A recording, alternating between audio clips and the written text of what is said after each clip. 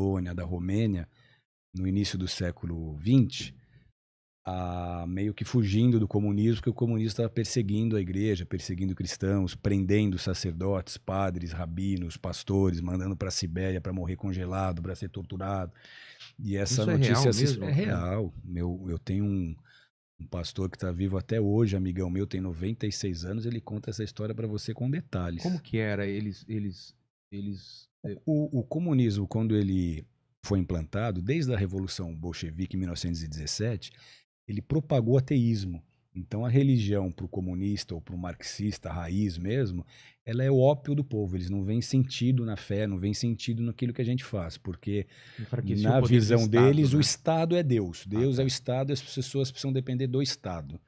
Então eles realmente extirparam a fé da Rússia e depois da União Soviética toda. Todos os países que depois da Segunda Guerra se tornaram comunistas, se tornaram parte da União Soviética, essa perseguição continua acontecendo de forma muito intensa. Você Caramba. chega na Rússia hoje, você percebe que é uma nação assaltada em 70 anos de sua espiritualidade, porque Tem uma você lacuna. tenta falar sobre Jesus, as pessoas não têm ideia de quem seja Jesus. Parece uma coisa impossível, mas eu vivi isso. Você foi pra Eu lá? comecei a conversar com uma ucraniana, a gente tem uma igreja em Moscou, uma igreja em Ah, São é? Petersburgo e uma igreja em Kursk. Caramba. A de Moscou agora com a pandemia recuou um pouco, mas as outras duas continuam.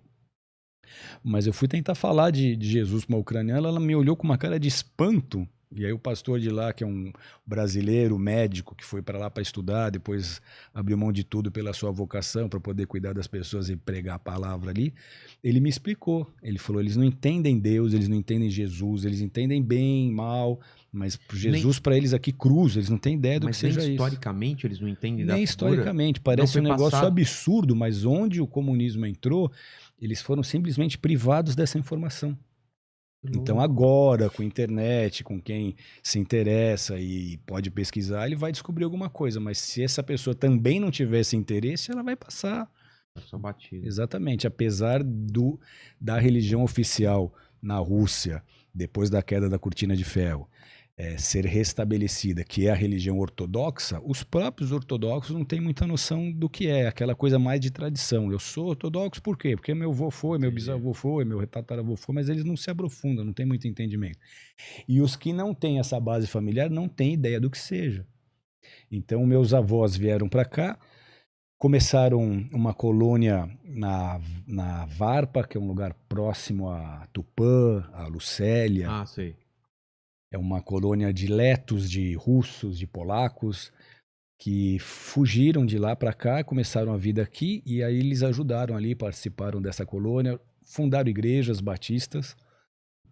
E eu tive no lado da minha mãe esse lado espiritual. Minha mãe era uma pessoa que lia a Bíblia, ensinava a gente, brigava para a gente ir para a igreja. E o meu pai, que casou com ela e depois meio que aceitei Jesus para poder casar com você, Sei. sabe? Essas coisas. Sei. Só, tô aqui, tô na igreja, em É. casa comigo.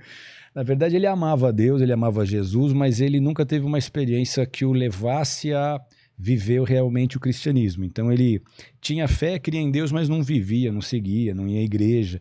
A briga de domingo era ele querer ir para o clube e minha mãe querer ir para a igreja. Ah, A tá. gente cresceu vendo esse lado meio dividido. Então eu tive a chance de ter uma mãe com muita fé, com muita vontade de transmitir a mensagem do cristianismo para a gente.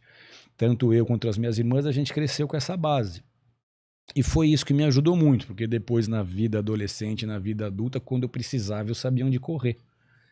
E foi numa desses episódios que eu realmente tive a minha experiência pessoal, porque uma coisa é você escutar e você ver outras pessoas tendo seus caminhos visitados por Deus, as suas transformações, outra coisa é você ter aquela experiência que você não consegue É. fingir que não aconteceu.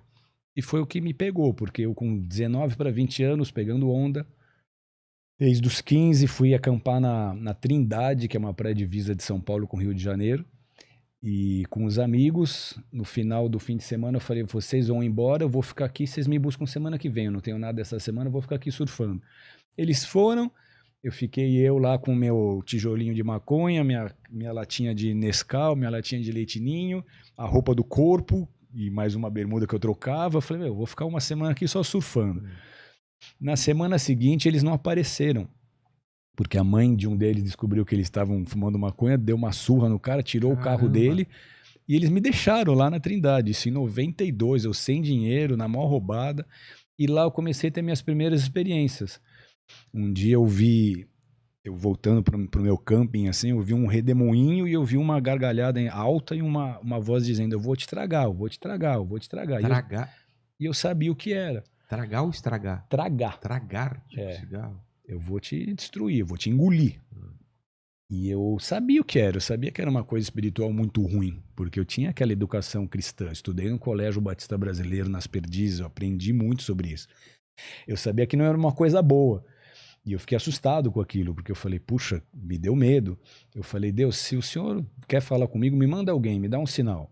E aí sentou uma moça na barraca do lado, assim, começou a puxar papo, daqui a pouco ela estava falando de Jesus. E ela falou, guarda isso, você vai precisar de Jesus, chame por ele. Chama o nome dele. E aquilo ficou pra mim. Aí um dia eu tô sentado no Caixadaço lá, que é uma praia, olhando o mar, me deu uma fome, porque eu ficava com dinheirinho contado ali, comia um PF, um pão com ovo por dia. Me deu aquela larica, eu falei, nossa Deus, a menina falou que era só pedir que o senhor ia me escutar, eu tô com fome. Mas não deu 3 minutos, o cara subia e falou, ô alemão, comprei um abacaxi aqui pros meus filhos, eles não querem, você não quer pra você? Aí quando eu peguei o abacaxi, eu olhava pro céu, olhava pro abacaxi, eu falava, é assim? Você fala assim? Você já responde? É assim que funciona? É muita coincidência, não é possível. Será que foi isso mesmo? Ele respondeu minha oração assim, automático. Aí no outro dia eu fiz um outro testinho. Eu, na praia também, no Cepilho, falei, Deus, tô com fome, de novo. Ato seguinte, um cara me chama, eu falo, olha, irmão, tem 2 pêssegos aqui, pega aí. Me jogou 2 pêssegos. Então isso foi me dando uma prova de que, além de existir, ele me escutava e ele se importava. Porque quando eu chamava, ele me supria.